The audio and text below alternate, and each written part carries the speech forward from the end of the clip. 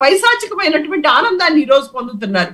ఈ 3 సంఘటనలో ఎక్కడైతే శాంతి విషయం గాని, ద్వారపూడి గారి విషయం సారీ దువ్వాడ గారి విషయం గాని, లేకపోతే రేపు జరగబోయేటువంటి మీరు తీస్తానన్నటువంటి ద్వారపూడి గారి విషయం, ఏ మహిళ అయినా బయటకు వచ్చి మాకు అన్యాయం జరిగిందని అడిగిందా చెప్పండి. దువ్వాడ శ్రీనివాసరావు గారి విషయం వచ్చేస్తే ఆవిడ టీడీపీ పార్టీలో ప్రచారం చేస్తుంది, ఆవిడ యాక్టివ్ కార్యకర్తని అందరికీ తెలిసినటువంటి అంశమే.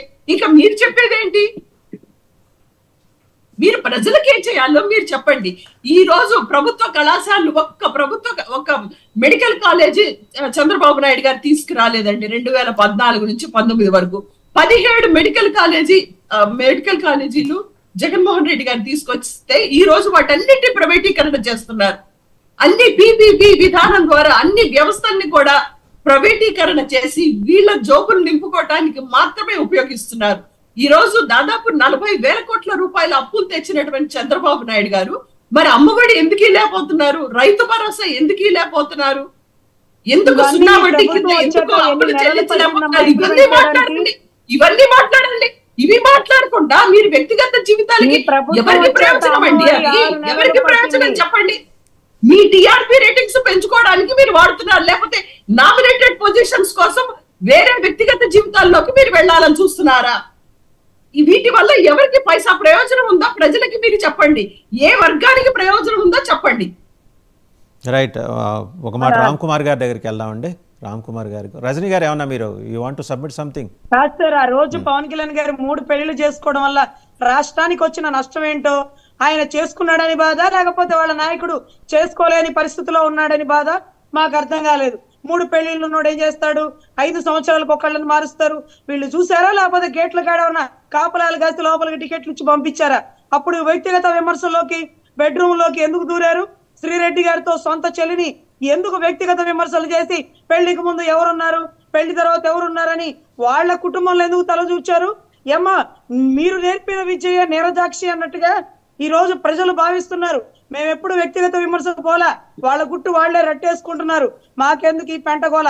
రాష్ట్రం నాశనం అయిపోయింది, అప్పుల ఊబిలో పడిందని దీని గురించే చూస్తున్నాం గానీ మాకు అక్కర్లేదమ్మా. సొంత చెల్లినే ఏకిచ్చారు.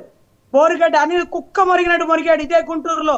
ఇంత ధైర్యంగా తిరుగుతున్నాడంటే మేము ఒక్క మాట కూడా మాట్లాడలే. శ్రీరెడ్డి గారు ఇంకా కూడా బానే ఉన్నారు, మేమేమి ఇబ్బంది పెట్టాం.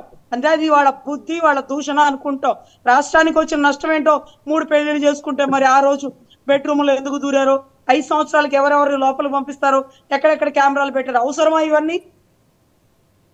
రామ్ కుమార్ వాసుదేవన్ గారు 33,000 మంది మహిళలు తప్పిపోయారు అనేటువంటి దానికి సమాధానం వైసీపీ అడుగుతూనే ఉంది.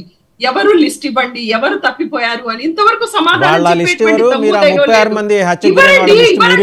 ఎందుకంటే అబద్ధం కదా, అబద్ధాలు చెప్పి అధికారంలోకి వచ్చారు, ప్రజల్ని మోసం చేశారు, అబద్ధాలు చెప్పి వీళ్ళు అధికారంలోకి వచ్చారు. పవన్ కళ్యాణ్ గారు ఒక సినిమా యాక్టర్ గా, ఒక పార్టీ అధినేతగా ఆయన వ్యక్తిగత జీవితంలో అడుగుతారు, ఖచ్చితంగా అడుగుతారు. మహిళల్ని నేను రక్షిస్తాను అన్నటువంటి వ్యక్తి ఈ రోజు ఎందుకు నోరు పెగలడం లేదు?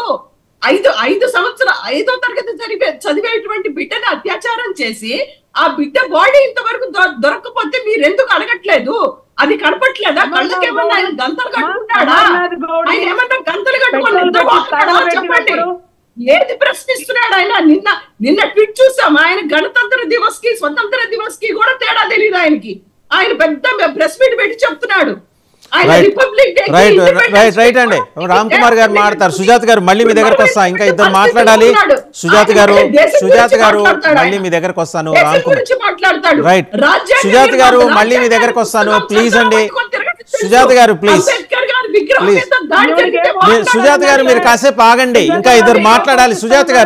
సుజాత గారు మీరు కాసేపు ఆగండి. రామ్ కుమార్ గారు, సో ఇదండి మొత్తానికి ఏంటంటే వ్యక్తిత్వ హననాలతోటి కాలక్షేపం చేస్తున్నారు. 60 రోజులు అయిపోయింది, 7 శ్వేతపత్రాలు రిలీజ్ చేశారు. ఇక అయిపోయిన తర్వాత మిగిలింది ఈ పర్సనల్ క్యారెక్టర్ అసాసినేషన్ అనే కార్యక్రమంలోకి వెళ్తున్నారు. ఇవి నిలబడే కేసులు కావని న్యాయవాది మరి రజనీ గారు అయితే చెప్తున్నారు. నిలబడే కేసుల మీద మీ కూటమి ప్రభుత్వం ఎందుకు దృష్టి పెట్టట్లేదు? ఎర్రచందనం స్మగ్లర్ల మీద ఎందుకు ఫోకస్ పెట్టట్లేదు? అలాగే రేషన్ను దక్షిణాఫ్రికాకి తరలించిన ద్వారంపూడి గారి మీద ఆ కేసులు ఎందుకు బయట పెట్టట్లేదు? ఈవెన్ కృష్ణాంజనేయులు గారు కూడా అదే అడుగుతున్నారు. ఇట్లాంటివి కదా మీరు ఫోకస్ చేయాల్సింది.